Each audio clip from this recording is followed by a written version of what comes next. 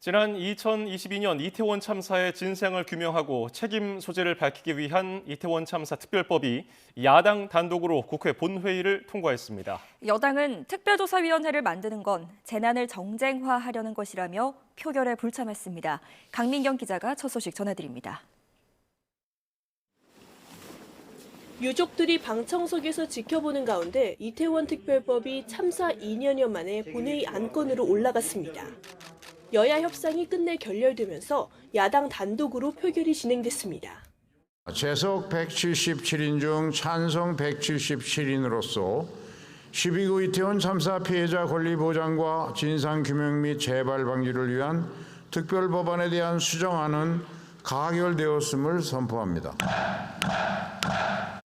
국회 문턱을 넘은 법안은 이태원 참사의 진상을 규명하기 위해 특별조사위원회를 구성하는 내용이 담겼습니다.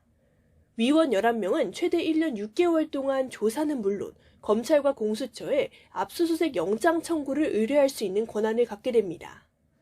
다만 김진표 국회의장의 중재안을 반영해 특조위 가동 시기는 총선 뒤로 미루었고 특검 관련 조항은 삭제됐습니다. 민주당은 원인 규명과 책임자 처벌이 제대로 이루어지지 않았다며 이제라도 유족의 목소리에 귀를 기울여야 한다고 날을 세웠습니다.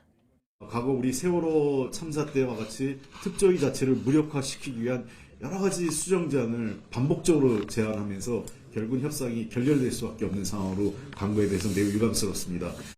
투표에 불참한 국민의힘은 야당이 재난을 정쟁화하려 한다고 강하게 반발했습니다.